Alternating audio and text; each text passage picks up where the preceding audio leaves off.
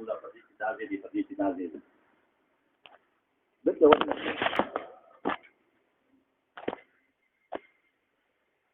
تاسو یې نورمال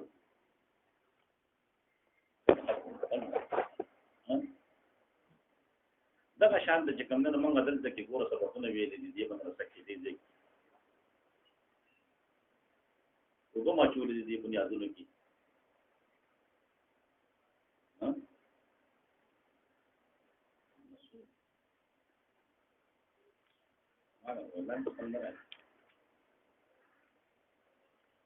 چار مو دی شیر وی مایل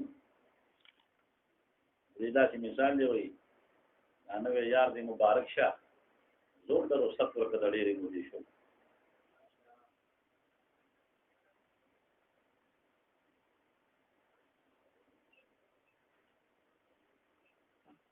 بسم الله الرحمن الرحیم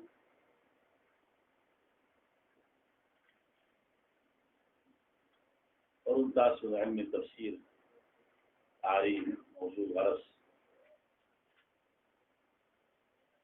دا مختصر طور باندې یاد ساتئ چې دا تفسیر چې چالي کړي دي حاجی بیضاوی رحمه الله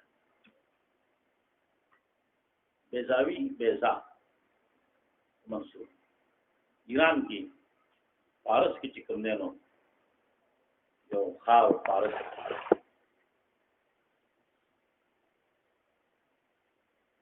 دا اوس د شیګانو تسلط باندې سنیانو حضرت عمر بن خطاب رضی الله تعالی عنہ سعد بن ابي وقاص رضی الله تعالی عنہ فاتحی حدیث یا جو ته ویل کیږي رستم زمانه کې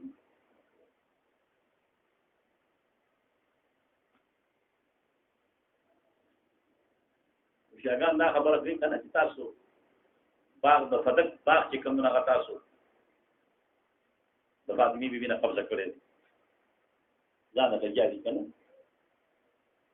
موږ دوی فدق باغ بدل ځل موږ په اړه راځي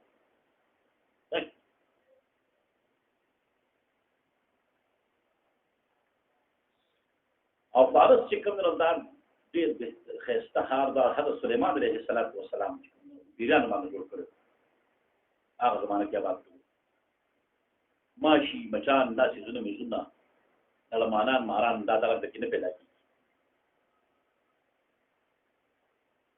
داسې بهترین خار دی فارس کې جنم ټکړه ده بیضا په دغه فارس کې یو مقام نه یو کلی حاجی بیضاوی رحمه الله چې کوم نه دا دغه ځای کې پیدا شي عبد الله ابن عمر ابن محمد ابن علي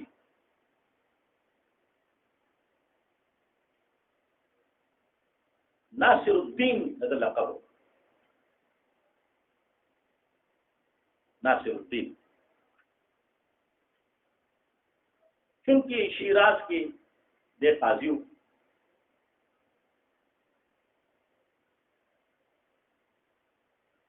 یا قاضی عہدے نچا معطل کو یہ تبریز طلاق تبریز طلاق مانتا کہ وہ عالم اور آغا درس کو دیکھو کی شریک شیر حد کہ وہ منسٹر اب ناس کو وزیر ناس آغا استاد دے اعتراض کو وی چلک کر دے اعتراض جواب چا سرشتا دے پاس سے در اور دیوی جلاول کو دا اعتراض غلط تھے دا اعتراض سے پکھا اور جواب ادار اور اس پتی زدر بانے اسے اعتراض کو مفتی والے جواب لگا وزیر صاحب تے متاثر شو ورته وی چې تبړې فاضل عالم سره څه کار کوي دا ورته چې دا غره چې د قاضي د شیراز موضوع معطل کړي ما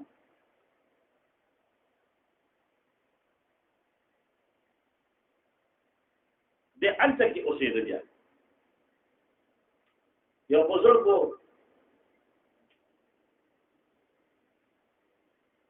یو شیخ طریقت دا غنی ناس دیو کړل هغه خپل پیر او مرشد ته وی چې راځه واپس کوم دنو ما قاضي کا هغه وزیر دورله ورته وی چې دې تاسو را په جهنم کې شریک کېدل وایي.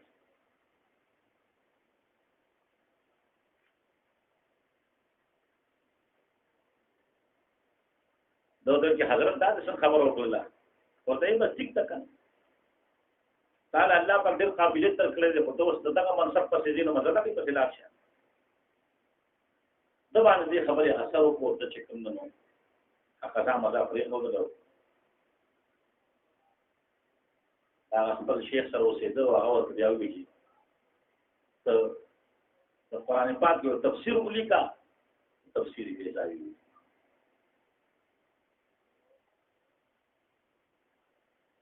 دا غالبا په سپېتو جلدونو کې په څو جلدونو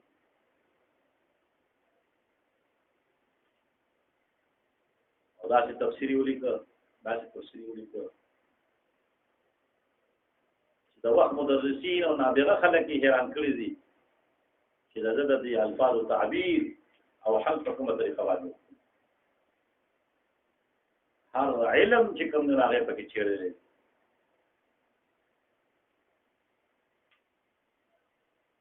او خپل نوم ولا کې خلو انوار التنزيل واسرار التعبير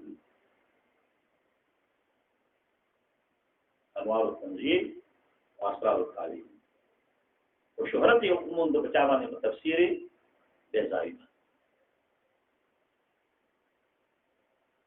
الحمد لله الذي نزل القرآن على عبده ليكون للعالمين نذيرا. حمد له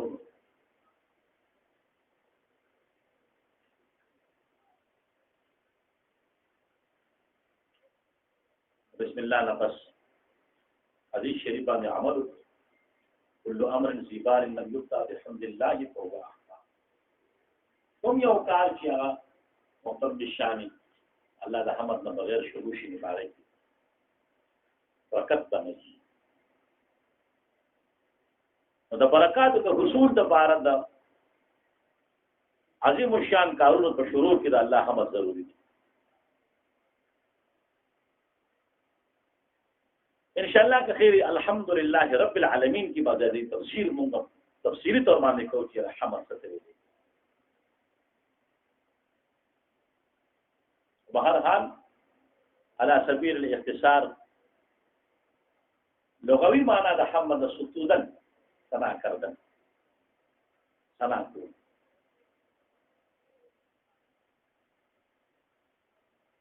او اصطلاح کی لګي هو الثناء باللسان على الجميع الاختياري نعمتا كان او غيرها.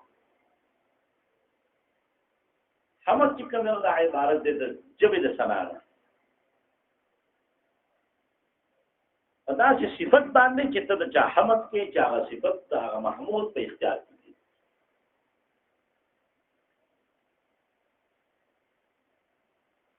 لکه حمدت زيدا على علمه حمد د زید نو کو داغه د علم په بنیاد باندې علم د زید په اختیار کې سبق الله او علم حاصل کړ نو وی ته له ګور چاري کول نو عالم دې نه جوړي اختیاري شي. ضروري نه ده چې زید د تاسو سره احسانات کړی ضروري نه ده د احسان په صورت کې چې کوم نه هم ته حمد کولې شي د عدم احسان په صورت کې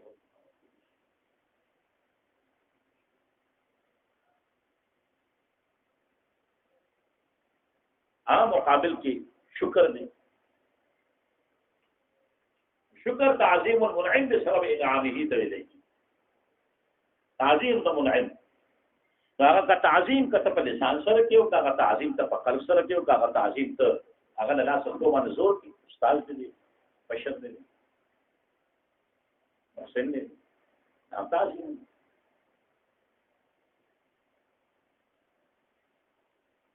یعنی دا تعظیم اسباب چې کوم دي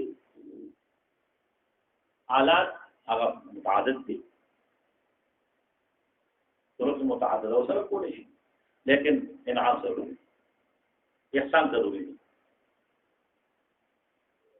یو مدح ده مدح هم سنا باللسان ده ولیکن انت چې دا ضروري نه ده چې د ممدوح په اختیار کې ممدوح به وي مدحت اللؤلؤ على صفائها ملغلري د صفای په وجه باندې دا غي مت او کله په ملغلري صفای چې کومه ده دا د ملغلري په اختیار کې ونه ده. مدحت زيدا على حسنه د زید په هم یو کله دا د حسن په وجه باندې حسن د جواب اختیار کې نه دی د حسن د جواب اختیار کې وي یو سره یو قدر نه لري اچھا په ځان چې کوم شاګرد جوړ کړي لله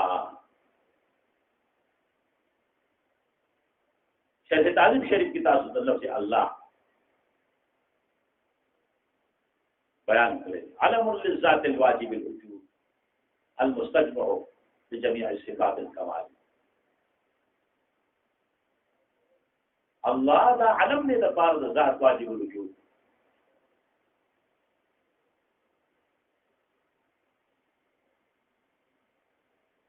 واجب الوجود ذات دې ته ویل کېږي چې دا وجود حقيقي وي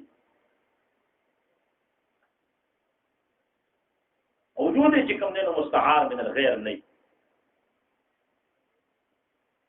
او وجود ازلی او ابدی او زمان او ستا وجود چې کوم نه دا مجازي دي مستعار من الغير دي قال دا را کو ټیک دا نو مستو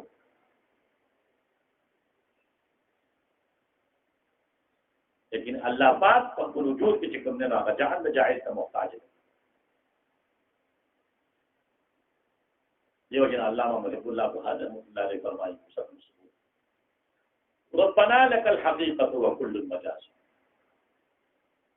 لا يستطيع هذا صحيح هذا ما سواه هذا شيء مجاز ولك الأمر تحقيقا وكل مجاز حقیقت کے امر اور حکم تعالی حاصل لے ستانه ما سوا کچا کر دے پستق په اختیار دی.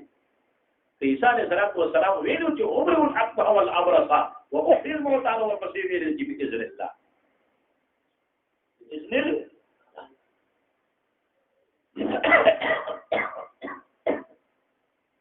الله حکم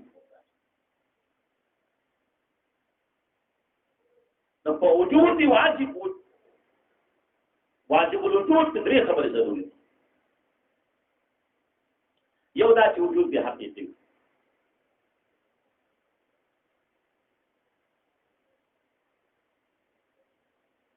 وجود دی چې کوم نه مستعار من الغير نه وجود حقیقي معنا ده وجود دی په جعل د جاعل سره نه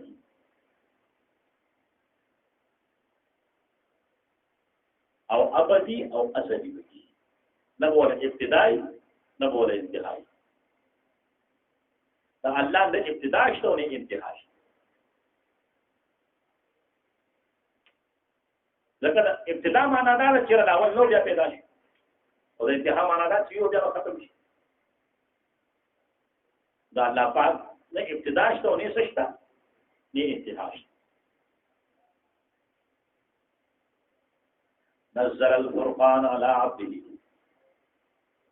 نزل ينزل تنزيل باب التفعيل مصدر التنزيل يو ده انزال انزل ينزل انزال قرآن پاک ته بار بار څه وغواړي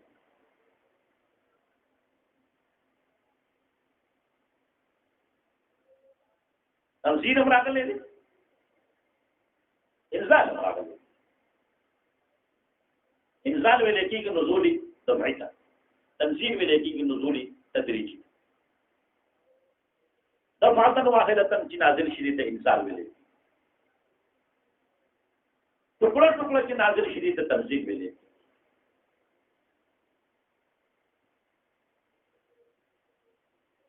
دا قرآن پاک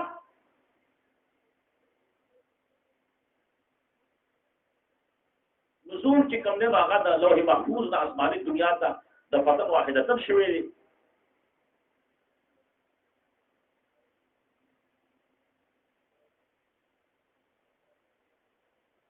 ظالم راغلی بیا د اسمان نسمت ته چې کوم نه هغه ته درېږي شوی دی تفسیر راغلی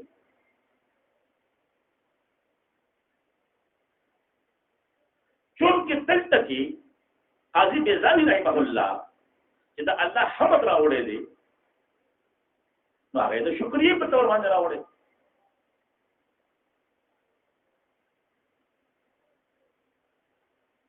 او هغه شکرې چې کومه ده هغه د نعمت د ادایګۍ په بنیاد باندې الله پاک نعمت ورکړي دي دا هغه د هغه شکرې لپاره حمد راوړي. نو نعمت چې کوم دی د بندگانو لپاره د قرآن په انزال کې کم دی په تنزیل کې سیوا دی.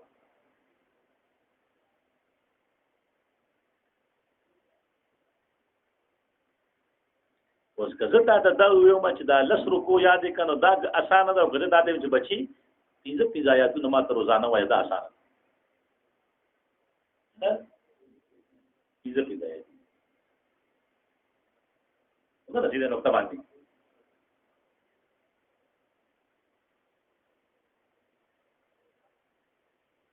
نو د قرآن په نزول کې خو انزال لفظ راغلی دی، تفسیر راغلی دی، خو دلته کې قاضي بیضاوی رحمه الله ترجیح چاله ورکړله، تنزیل له ورکړله، انزال له ورنکړله.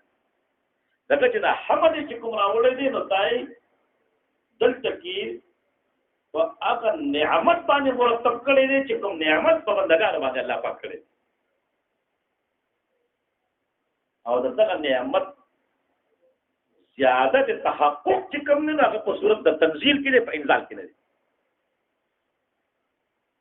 لکه چې په یو پیره کې نازل شوی وي بیا به ډېره ګرانه وي، الله پاک په دوی شکاله کې را نازل کړي، په دوی شکاله کې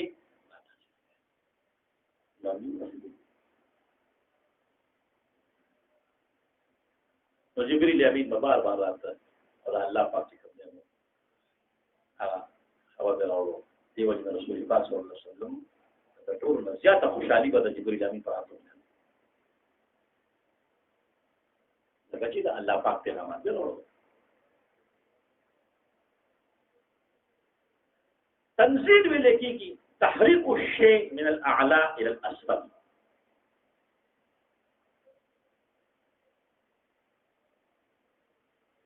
تحریک الشیء من الاعلى الى الاسفل. اعلى نه اسفل ته حرکت کول.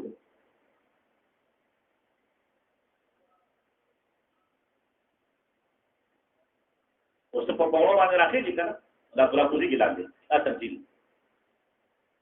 تحریک الشیء من الاعلى الى الاسفل. حرکت چې کوم دا په دوه قسمه یو د بالذات بل د بالتبع. اوس ما ته وګورئ تو خدای کوم کنه دا بالذات زما د جسم خدای دا حرکت دی، دا ذاتي حرکت او دې سره معنا کپڑے خدای چې زه خدای کوم کپڑے خدای نه دا حرکت تبعی دی. دا حرکت په څو قسم شي، یو ذاتی یو تبعی. نو متحرک په څو قسم شي، یو متحرک بالذات دی بل متحرک بالتبع دی. او چې دا خپل خدای کې متحرک بالذات دی چې څنګه یو ذکر متحرک بالتبع. متحرک په دوه قسمه دي، متحرک بالذات، متحرک بالتبع.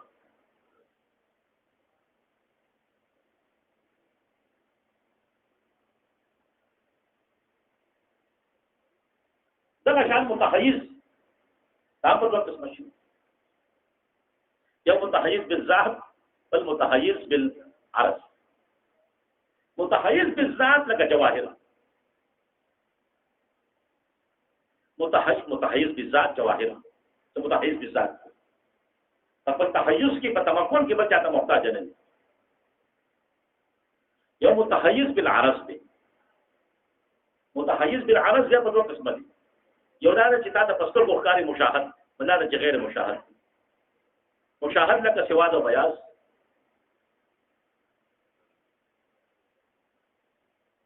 یو سپین ګاډي روان دي، سپینواله مو سره روان دي، سپینواله چې کوم نه راځي شي اعراض دي، قائم بالغیر دي.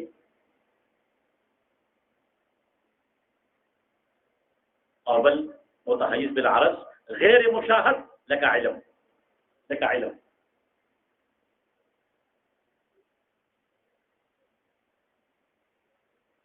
يا متحيز بالذات شو بل متحيز بالعرش. متحيز بالذات جواهر، يا متحرك بالذات شو. متحيز بالعرش هذا قسمه. مشاهد غير مشاهد. مشاهد لك أعراض سواد وبياض، سواد وبياض أعراض لا غير مشاهد لك علم لا أعراض. متحيز بالعرض هذا قسمه مشاهد وغير مشاهد. متحرك پر قسمه متحرك بالذات متحرك بالتبع. حركت پر قسمه حركت بالذات حركت بالتبع.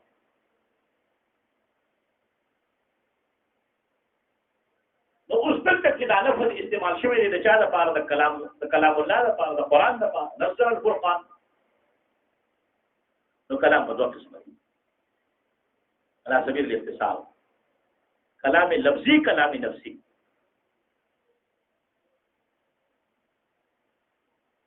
کلام نفسي چې کوم نه هغه قائم دی په ذات د باری تعالی پورې. نو په کلام نفسي کې نو هو حرکت بالذات راتلی شي، نو حرکت بالطبع راتلی شي. حرکت بالذات خو ځکه نشي راتلی چې حرکت بالذات چې کوم نو هغه خاصه د جواهر ده.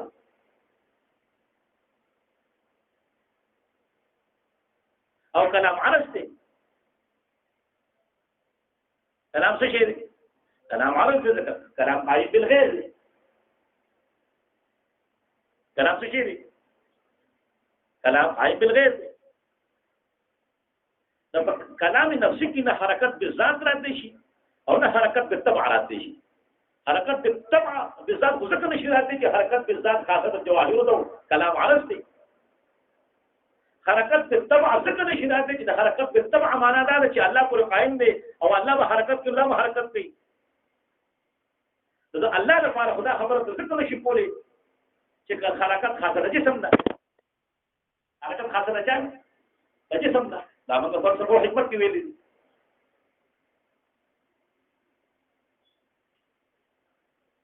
او الله د جسم نه مبرأ دی. الله د جسم نه مبرأ دی. دا خبر بیا ساتي ګور نه خبرې دا باندې سوزونه چې کوم دي دا بعض وخت د بکې لا هیڅ سابقې له نومه نقطې ممکن د شروع امور کې نشته. آیا تاسو اندرا حرکت چې کوم دی حرکت بالذات حرکت بالطبع. ځکه چې نزل القرآن کلام لپاره راغلی دی، کلام الله لپاره راغلی دی. نو کلام په دوه قسمه کلامي ذات کلامي لفظي او کلامي نفسي.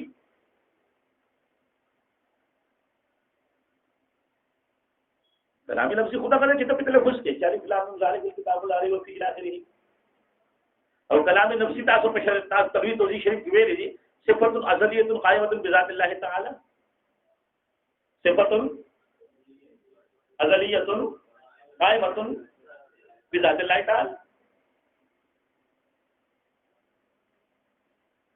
نو کلام نفسي کې نه حرکت بالطبع رات بالذات راتلی شي، نه حرکت بالطبع راتلی شي. حرکت بالذات څنګه نشي راتلی چې حرکت بالذات خاصه د جواهر ده. کلام هو عرض دی. عین بالغیر دی. حرکت بالطبع پکې څنګه نشي راتلی چې حرکت بالطبع معنا دا ده چې الله په حرکت کوي نو دا به سره حرکت کوي.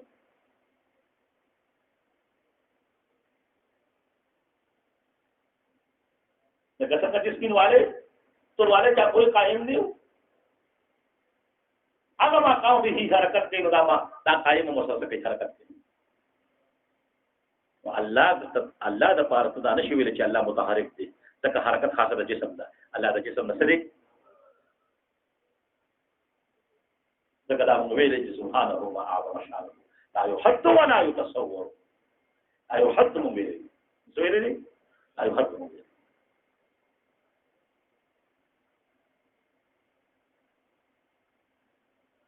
هذا شو كلام لفظي. کلام لفظي کی چې کوم نو حرکت بالذات خو نشي راځي، حرکت بالطبع راځي. حرکت بالذات خو نه نشي راځي چې حرکت بالذات خاصه د چا د جواهر د کلام وارد. حرکت بالطبع راځي.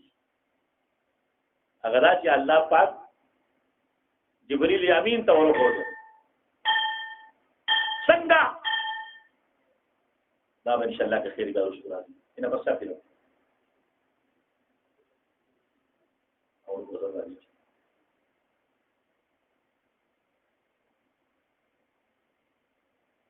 څنګه ورخود دا ان شاء الله قاضي بیضاوی رحمه الله بیا موږ درست وایو یا به بلوه محفوظ باندې ولیکل قرآن او جبريل امين په خپل الفاظو کرام منتقل او یې په قلب جبريل امين باندې القا ک او هغه د خپل الفاظو تعبیر وایي باندې ورسېدل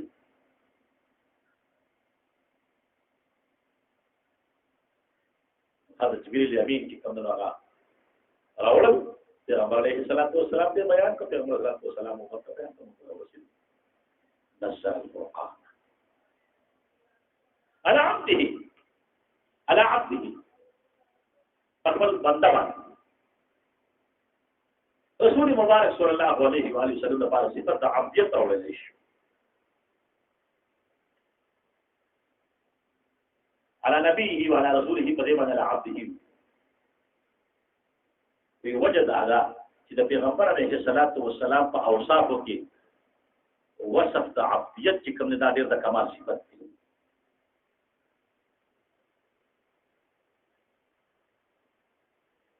ځکه په عبدیت کې انصراف د مخلوق نه په طرف د حق باندې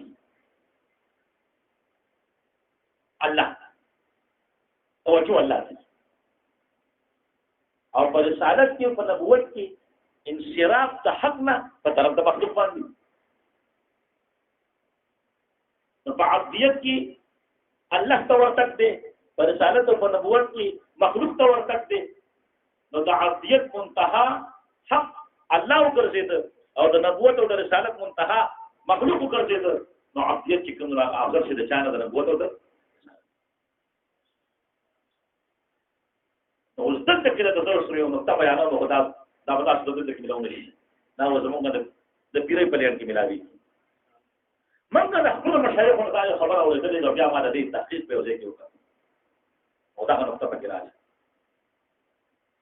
یو خبره دا مشهوره ده چې یاره ولایت افضل د نبوت نه ولایت افضل د چانه د نبوت نه خو د دې دا معنا نه چې مطلق ولایت افضل د نبوت نه معنا دا ده چې د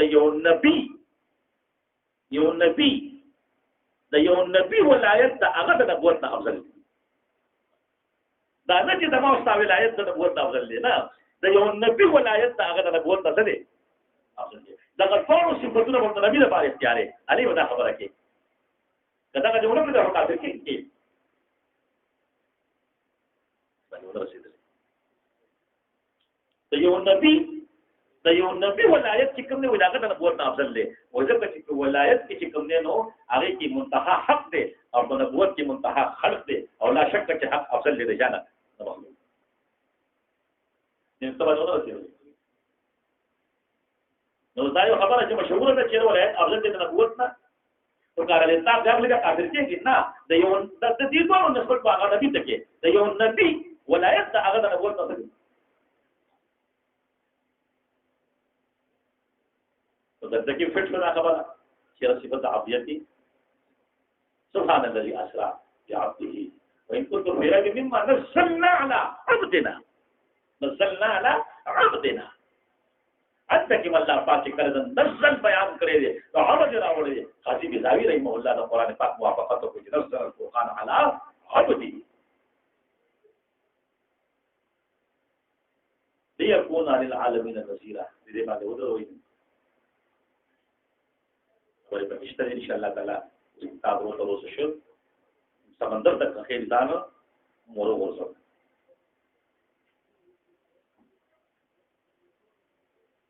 ځکه چې په ولایت کې منتها هغه الله د مخلوق نه سره سره نظر اختیار کی چاته الله او نبوت کې هو الله تعالی پیغام درکړي او مخلوق ته دی نو منتها مخلوق دی الله کې منتها خالق دی